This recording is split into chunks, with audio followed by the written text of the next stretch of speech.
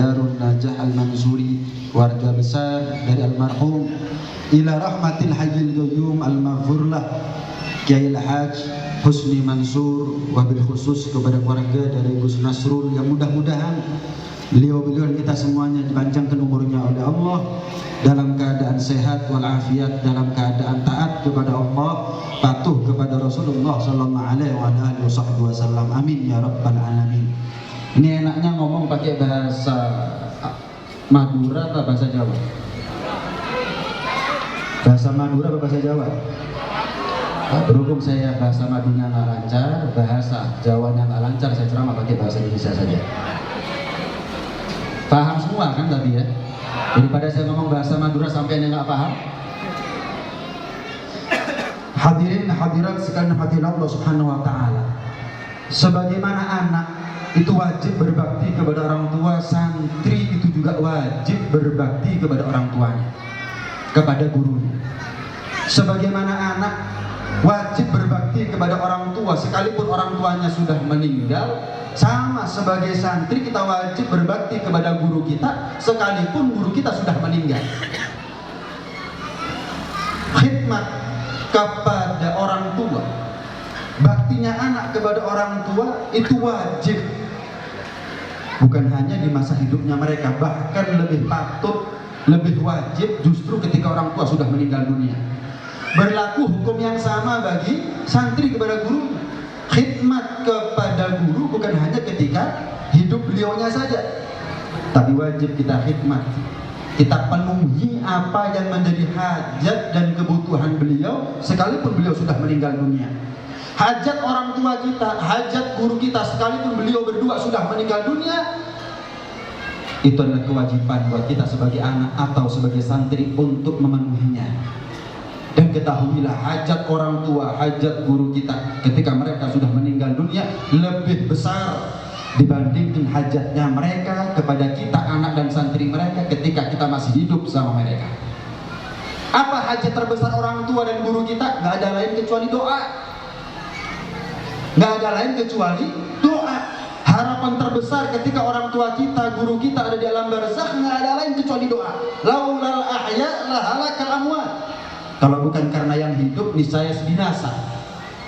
Kalau bukan karena yang hidup, niscaya semakin hancur mereka yang sudah meninggal.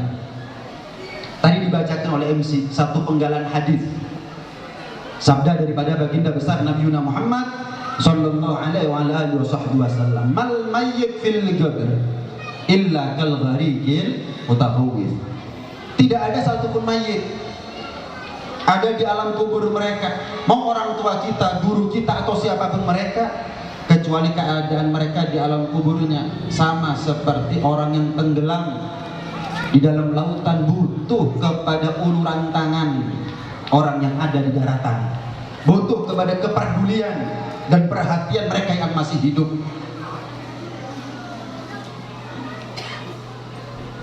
Tidak ada yang mereka harapkan kecuali adalah doa. Da'watan talhaquhu min abin au ummin au akhihi au akhin au sadiqin. Yang mereka harapkan adalah doa. Doa kita adalah bentuk khidmatnya mereka, kita kepada mereka, bentuk kepedulian kita kepada mereka, orang tua ataupun guru kita semuanya, baik dari ayah atau ibu atau saudara atau kerabat atau teman.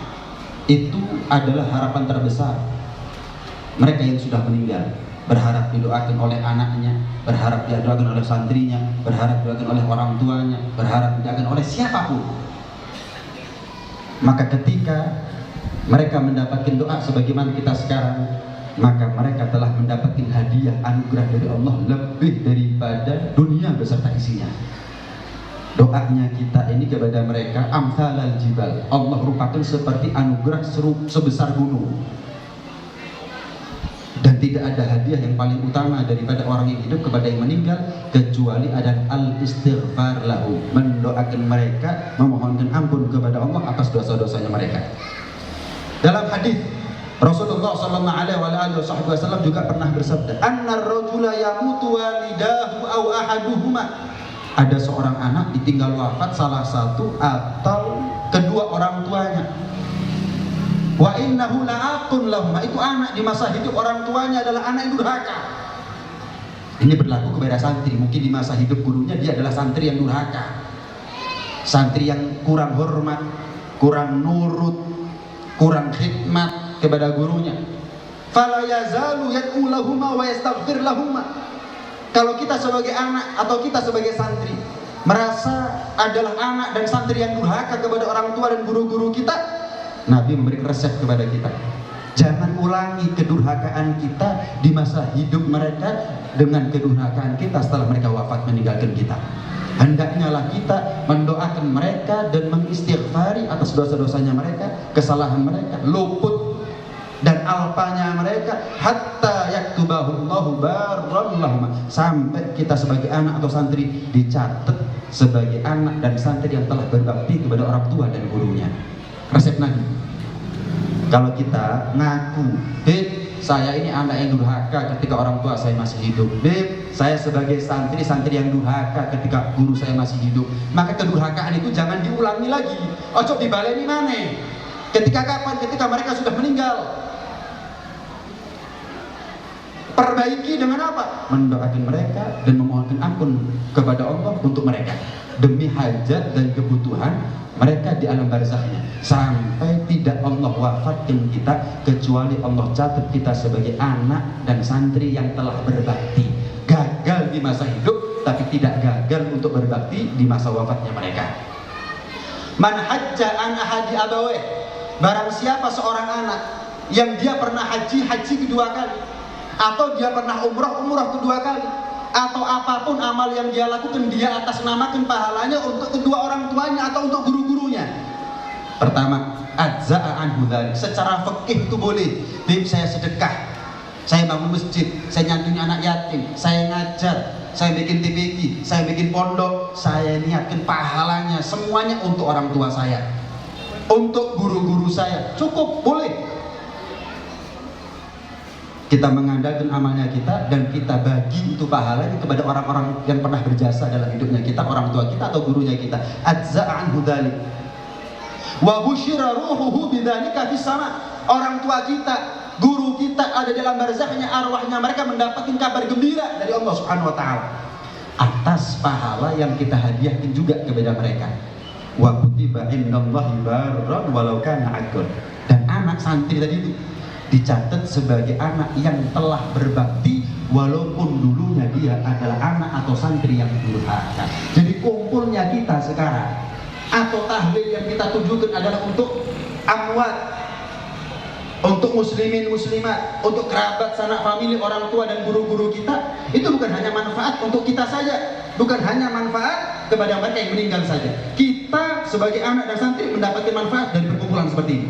Kenapa? Insya Allah dengan duduknya kita sekarang, hadiah pahala kita bagi untuk orang tua dan guru-gurunya kita dicatat oleh Allah sebagai anak dan santri yang berbakti kepada orang tua dan guru.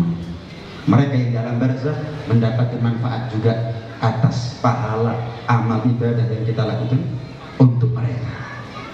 Ini yang pertama hadirin. Yang kedua, kita ini kalau mau hidup selamanya itu nggak mungkin. Sepanjang-panjangnya umur Nabi Nuh, tetap ada batasnya 950 tahun, setelah itu meninggal. Mau umurnya pendek meninggal, mau umurnya panjang juga meninggal. Kita ini kalau mau hidup selamanya nggak mungkin. Tapi kalau mau nama kita dikenang selama-lamanya bisa. Dan tidak ada yang paling bisa membuat nama kita dikenang selama-lamanya kecuali ilmu agama. Banyak ulama, contoh imam mazhab kita, Imam Syafi'i, ribuan tahun yang lalu sudah meninggal. Kalau diadakan hallnya ke 1000 sekian, abadi namanya. Umurnya barang cuma 55 tahun, tapi namanya dikenang bahkan sampai kiamat. Tidak ada yang paling bisa membuat orang itu terkenal di langit, viral untuk selama-lamanya, kecuali dengan ilmu agama. Kalau di kampung kita misalkan, Bib, saya punya tetangga, Bib, saya punya teman kaya, Bib, loman, terus meninggal, Bib, pasti kita merasa kehilangan. Tapi namanya tidak lagi dikenang untuk selama-lamanya. Belum pernah saya hadir hallnya orang kaya yang loman, belum pernah. Walaupun loman kaya, loman itu bagus ya, tapi nggak awet, namanya dikenang nggak awet. Beb, ada pejabat yang adil, baik orangnya, seneng belusukan walaupun nggak 5 tahun sekali, Beb. Sehari 5 kali belusukannya, bagi sana bagi sini. Pejabat adil, jujur, amanah, terus meninggal, Beb. Nggak ada hallnya. Tetap kita merasa kehilangan, tapi setahun 2 tahun alih bisa. Tapi kalau ulama nggak soge, untuk pejabat. Mungkin ustadz ada di kampung, cuman anak-anak di kampung itu mulai dari kecil sampai remaja sampai dewasa nyantinya sama guru ini, sama ustadz ini. Begitu meninggal ada aja setiap tahun yang mengadakan hallnya, walaupun nggak besar, tapi ada hallnya terus. Ini yang ke-23, bakal nggak terasa suatu saat hall ke-32, bakal nggak terasa tahu hall ke-50, terus awet. Tidak ada sesuatu yang paling bisa membuat orang itu namanya dikenang untuk selama-lamanya kecuali berkat ilmu agama. Karena ilmu agama yang meninggal serasa hidup, tapi orang yang hidup tanpa ilmu agama seperti mayit, nggak ada manfaatnya. Dijaluk dungo orang, dikongkon ngajar orang, bahkan didik dungo anak-anaknya nggak tahu kalau nggak punya ilmu agama. Qad mata qaumun wa ma matat makarimuhum wa 'asha qaumun lahum fin nasi amwatu. Dalam syair dikatakan, berapa banyak suatu kaum mereka sudah meninggal dunia, tapi kemuliaan mereka tidak meninggal, dikenang untuk selama-lamanya. Berapa banyak suatu kaum manusia hidup, tapi sebetulnya hakikatnya mereka telah meninggal dunia. Jasadnya belum meninggal, tapi nilai manfaatnya dia udah nggak ada, walaupun masih hidup. Tapi orang meninggal, dia jadi ulama, walaupun sudah dikubur 20 tahun, 30 tahun yang lalu, tetap diziarahi, tetap ditawasuli, tetap dicari berkahnya, tetap digali ilmunya, tetap diteladani peranginya. Awet, dikenang. Imam Syafi'i, Imam Haddad, Suhaibur Ratib, ya? Ulama-ulama terdahulu luar biasa. Makanya fafuz bi'ilmin ta'ish hayyan bihi abada, an-nasu mauta wa ahlul ilmi ahya'u. Cari kebahagiaan dan keberuntungan itu dengan ilmu agama. Kalau kita enggak, minimal anaknya kita.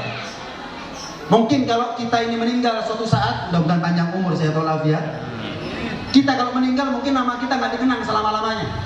Tapi jangan sampai anak kita kalau meninggal nggak dikenang. Kenapa? Kalau dia sampai nggak punya ilmu agama, maka dia nggak ada bedanya dengan kita. Saya bukan ustadz, saya bukan ustadzah, anaknya jadi ustadzah. Sehingga karena dia jadi ustadzah, kapan dia meninggal dikenang namanya, dan nama kita disebut di belakang nama anak kita. Nama kita pribadi nggak dikenang, karena kita bukan kiai, bukan ulama. Tapi kalau anak kita jadi ustadzah, sebagaimana nama mereka disebut dalam tawasulnya orang, sebagaimana mereka didoakan, disebut nama-nama mereka, nama kita di belakang nama mereka juga disebut.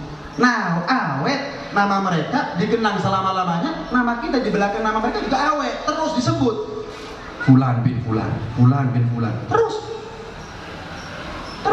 disebut. Fafuz bi'ilmin ta'ish hayyan bihi abada. Cari keberuntungan itu dengan ilmu, niscaya kamu akan hidup selama-lamanya.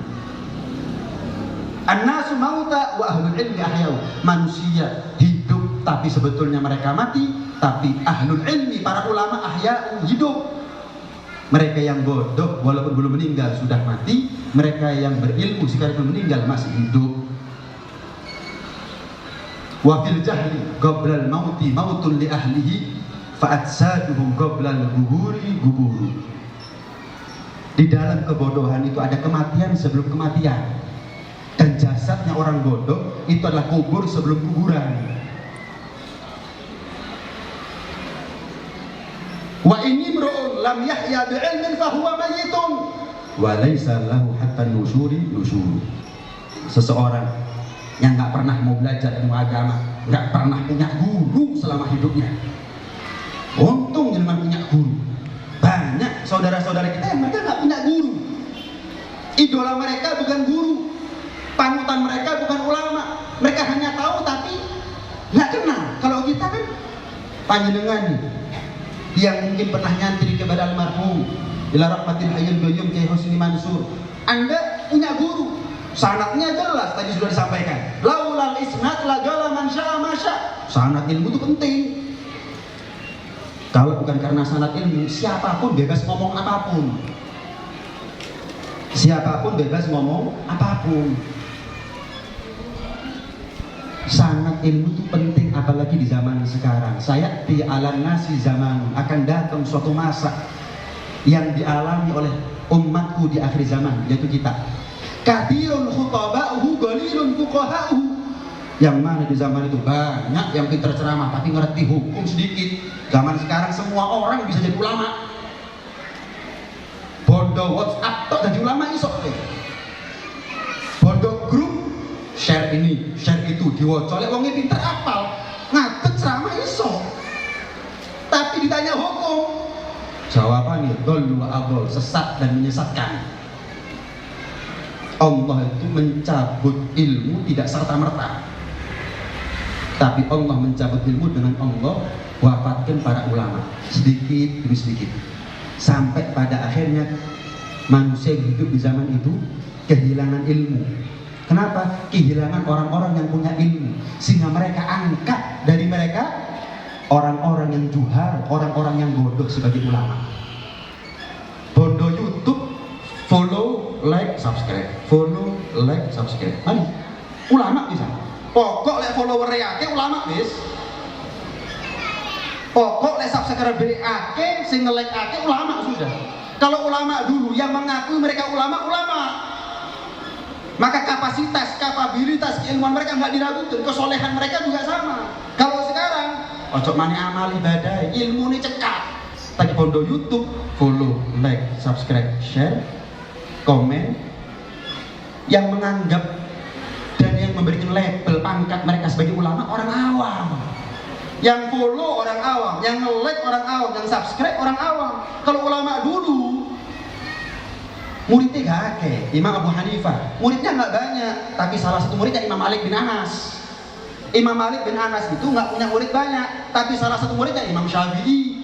Imam Syafi'i punya murid nggak banyak, tapi salah satu muridnya beliau itu adalah Imam Ahmad bin Hanbal. Yang nge-like, yang follow itu orang-orang top, orang-orang jadi.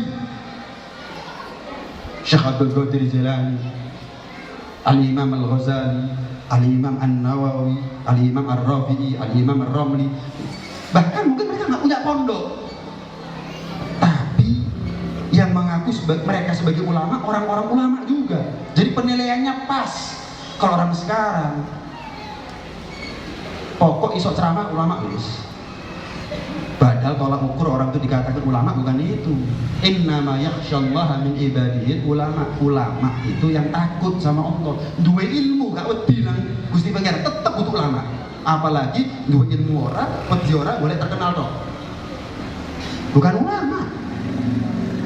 Bukan ulama. Disinilah kenapa pentingnya kita berguru kepada orang yang punya sanad ilmunya sambung sampai kepada Rasulullah Sallallahu Alaihi Wasallam. Sering kali kita dapati orang-orang yang fatwanya, statementnya, komentarnya di medsos, di YouTube dan lain sebagainya nyeleneh. Itu kalau kita teliti sanad ilmunya nggak jelas. Kalau kita cek, mbok nang di melalui sanad. Kalaupun ada sanad ilmunya jelas, nyambung sampai Rasulullah, tapi kalau fatwanya, komentarnya nyeleneh, saya yakin itu fatwa nggak pernah diucapkan sama gurunya. Itu fatwa nggak pernah difatwakan oleh siapapun orang sebelumnya. Jadi sanad ilmu itu bukan hanya aku muridnya fulan muridnya fulan terus, bukan hanya itu, tapi bagaimana caranya fatwanya kita, komentarnya kita, statementnya kita, isi ceramahnya kita itu juga bersanad. Kudu jarine dhewe. Bukan menurut saya, ta'allamu qabla dhannin, kata Nabi.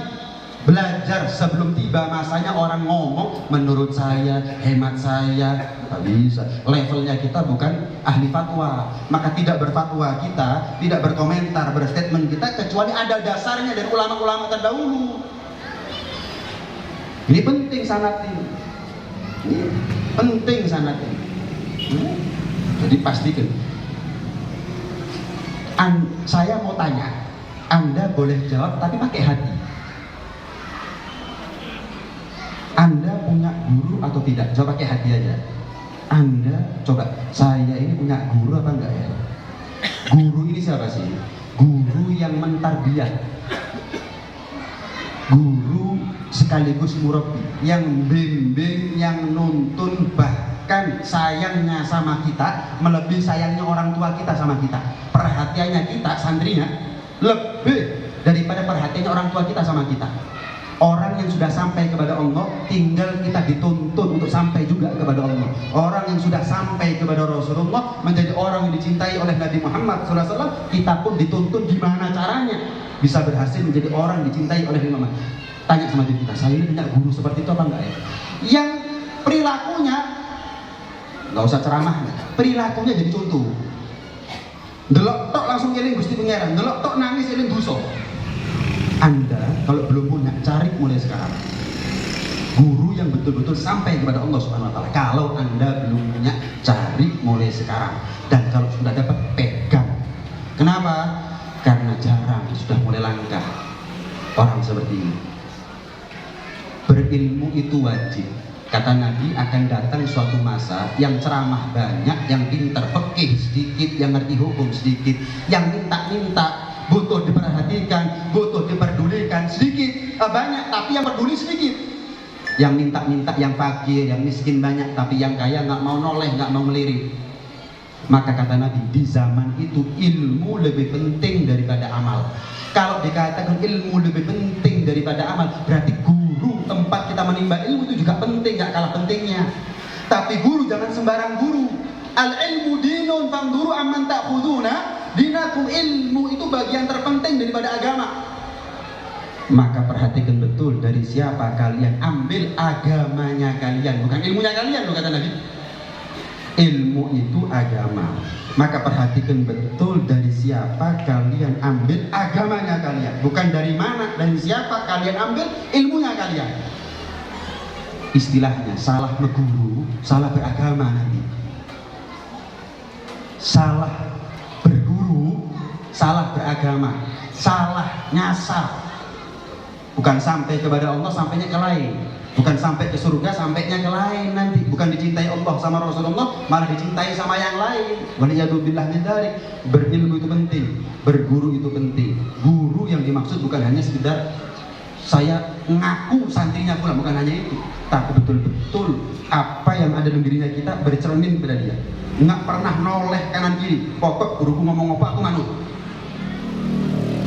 Yang mana si guru tadi itu memberikan keteladanan, bukan hanya ceramah yang enak, betul-betul menjadi cermin. Delok tok eling dosa.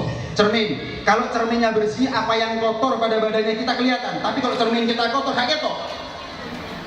Maka cari cermin, cari seorang guru yang bersih, sehingga kita melihat eling dosane diri. Eling dosane diri. Kan itu beruntung bagi Anda, Bapak Ibu sekalian, kalau punya anak masuk di pondok pesantren itu beruntung. Kenapa? Mereka cikal bakal manusia yang dikenang selama-lamanya nama mereka. Kalau dikenang nama mereka selama-lamanya, maka nama kita di belakang mereka juga akan dikenang. Dibacakan manaqibnya.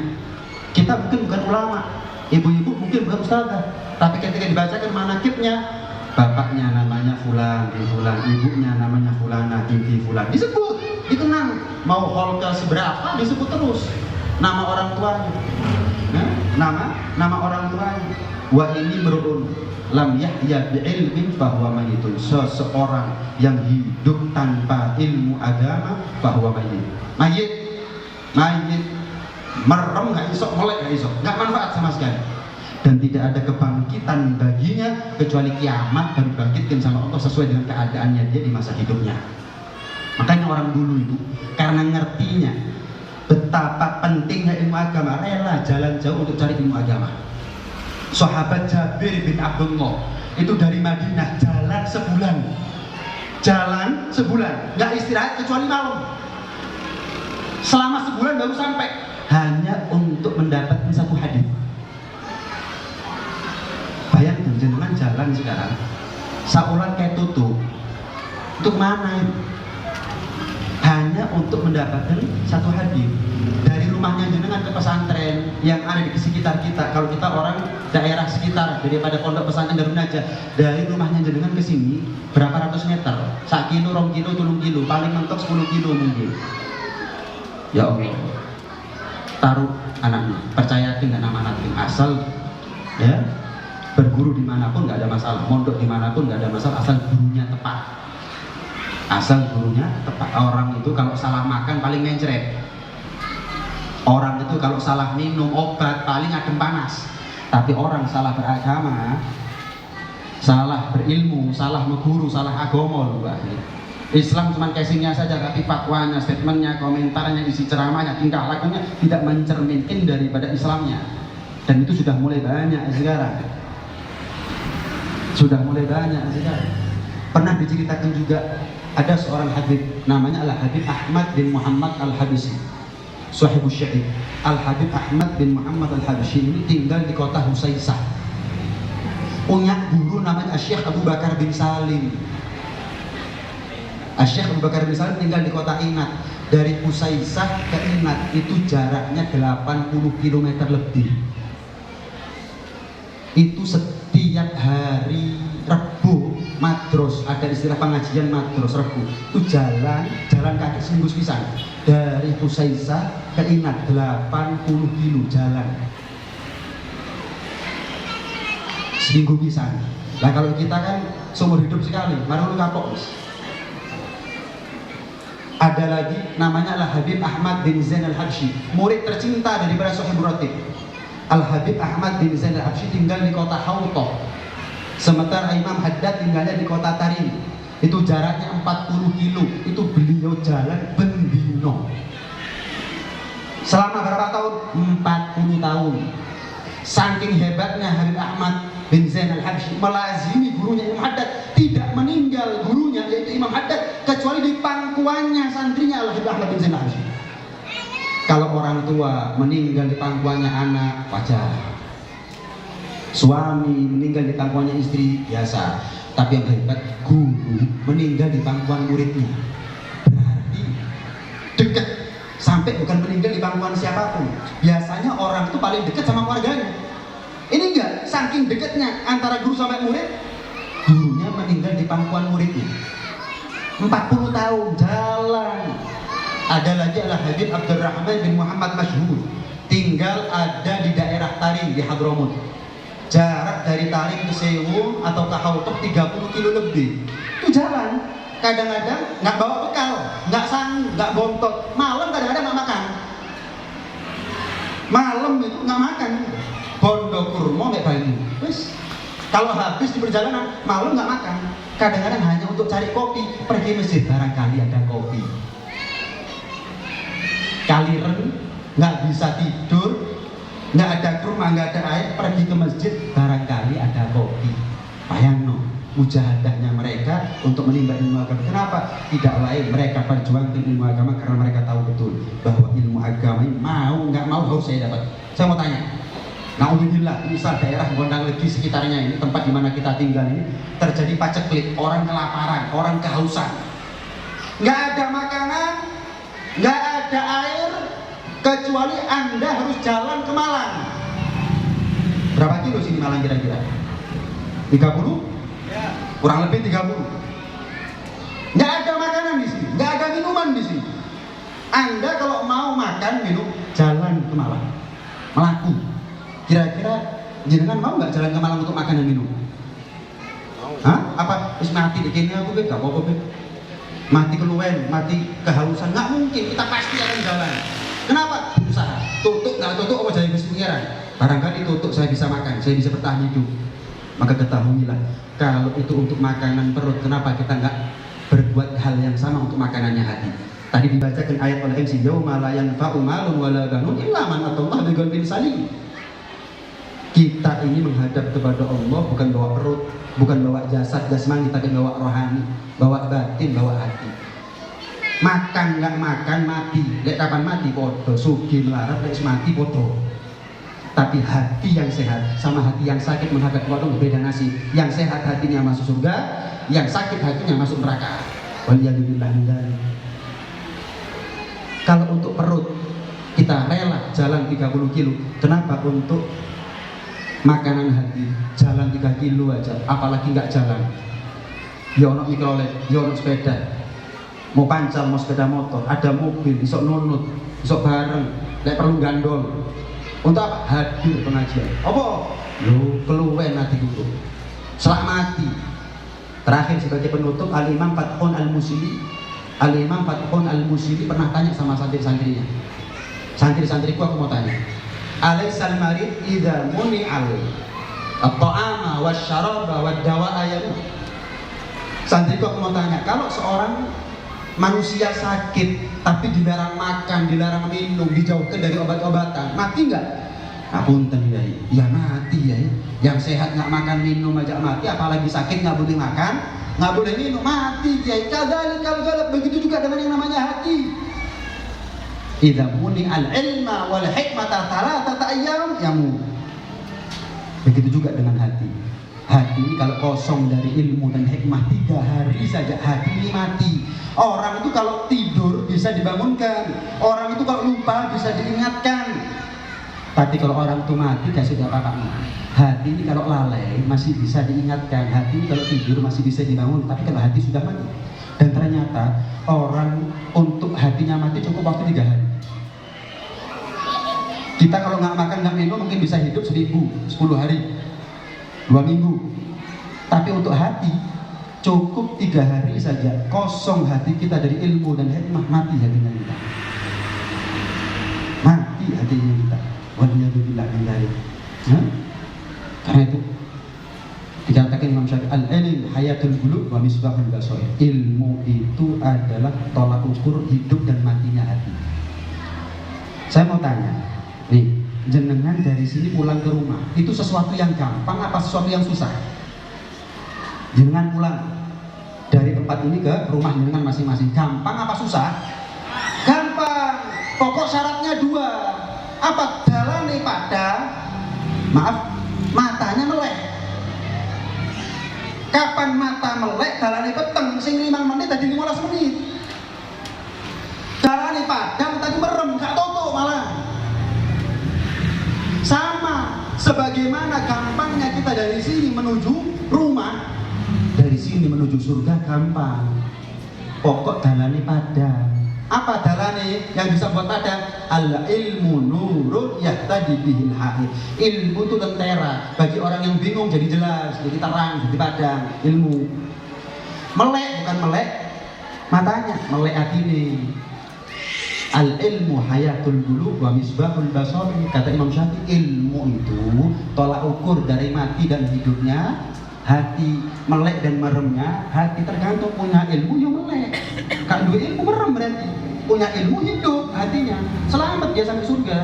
Gampang masuk surga ya, gampang. Pokok dasarnya dari ilmu agama. Karena itu Anda sebagai orang tua harus cari guru, dan Anda nitipkan anak kepada siapa harus jelas gurunya siapa. Kalau kita gagal sebagai orang tua untuk menjadi orang yang dikenang namanya selama-lamanya, maka setidak-tidaknya ada 1-2 di antara anak-anak kita, mau putra ataupun putri, yang kalau dia meninggal dikenang nama mereka selama-lamanya, sehingga kita pun nama kita di belakangnya disebut selama-lamanya. Mudah-mudahan siapapun santri yang ada di sini, ya, dijadikan oleh Allah Subhanahu Wa Taala santri-santri yang manfaat ilmunya, barokah zahir batin dunia sampai ada di akhirat. Mudah-mudahan kita dijadikan oleh Allah Subhanahu Wa Taala anak dan santri yang berhasil membuat bangga orang tua dan gurunya lebih-lebih di masa hidupnya mereka. Mudah-mudahan kita selalu khidmat bakti kepada orang tua dan guru kita, baik di masa hidup ataupun di masa wafatnya mereka. Dan mudah-mudahan yang masih hidup orang tua kita, guru-guru kita, dipanjangkan umurnya dalam keadaan sehat walafiat, dalam keadaan taat kepada Allah, patuh kepada Rasulullah. Adapun yang sudah meninggal, mudah-mudahan menambah derajat kemuliaan mereka di alam barzaknya. Apapun yang pernah kita amalkan dari amal ibadah yang diterima oleh Allah, Allah berkenan, Allah sudi untuk membagi itu pahala kepada mereka di alam kuburnya, sehingga kuburnya menjadi raudhah min riyadil jinan, kebun daripada kebun-kebun surga, dikasih terang, dikasih lapang, dikasih jembar oleh Allah Subhanahu Wa Taala. Dan mudah-mudahan tidak kita nanti ada di akhirat kumpul kecuali bersama guru-guru kita, bersama orang tua kita, bersama anak cucu, suami istri kita sampai kiamat ada surga Allah lebih-lebih bersama Rasulullah sallallahu alaihi wa ala alihi wasallam. Amin Allahumma amin. Amin ya rabbal alamin. Ini hadirin hadirat apa yang bisa saya sampaikan, mohon maaf jika ada salah kata, salah ucap, salah perilaku, salah adab. Kurang lebihnya sekali lagi saya mohon maaf. Hadza minni wa hadza ma aqulu lakum wa lakum minkum. Assalamualaikum warahmatullahi wabarakatuh.